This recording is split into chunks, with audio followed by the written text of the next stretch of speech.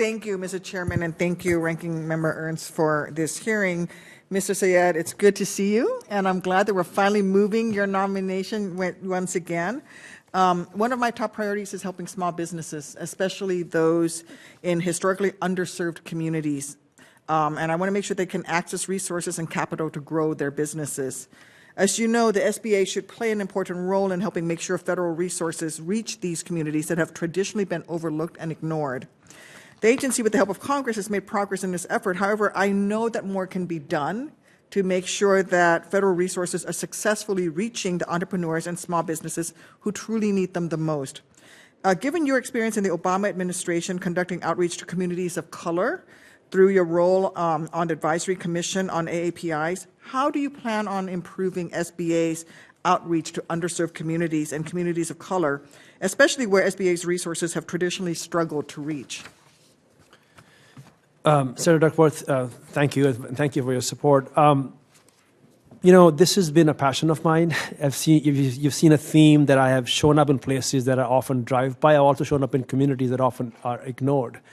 You know, I served on the President's AAPI Commission, President Obama's AAPI Commission after the Great Recession. And one of the stats that stayed with me forever, and just to speak of the Asian American community, that when an AAPI lost a job, she or he took the longest than anyone else to be able to get back into the workforce because the networks were insular.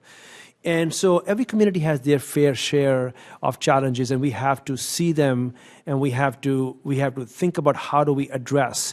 Again, we have the resources, we have the programs, we have the heart, and this is something we all can agree on, this committee and obviously the administrator, and we need to just make sure that we are leaning in more.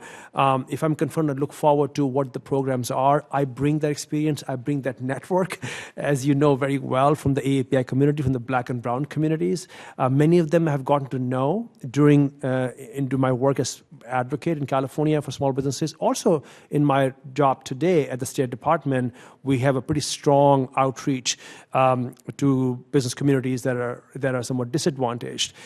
So that will be a priority for us. It is the President's agenda as well. Mm-hmm. You know, that is core to his policies. So again, I think we need to recognize that every community has their set of challenges, and they're unique at times. Again, whether it's women, whether it's whether it's veteran-owned businesses, AAPI-owned businesses, Black and Brown communities.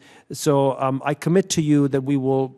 If I'm in the job, I will work with the administrator to be very alive to that reality and do our best to address those communities' concerns. Thank you. And building on that, I'm also interested in strengthening these businesses and their relationships across the world, mm-hmm. not just here domestically. I'd like to hear a little bit about your recent role serving at the Department of State as the Special Representative right. for Commercial and Business Affairs, and if you've taken anything away from that position that could particularly help in shaping SBA's role in assisting American small businesses access overseas markets or to build stronger supply chains with allied partners who may not be domestic partners. Absolutely, Senator. Less than 1% of U.S. small businesses export. And we were just talking earlier that there is so much opportunity. I see these gems in communities around the country who can be really solving major problems in the world, exporting. I also see a role of diaspora communities. You know, AAPI is one community that roughly, half of the AAPIs are born out of the United States. They still maintain networks. Those are critical business relationships.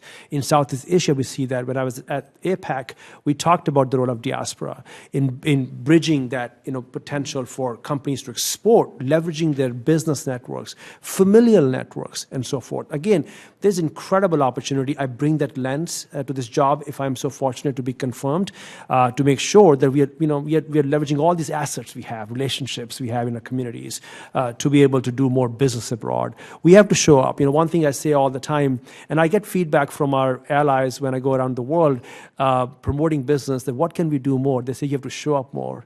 You have to be more aggressive because we are getting sometimes outcompeted. And so we have to be more mindful as a nation to build our private sector for the next generation. Thank you.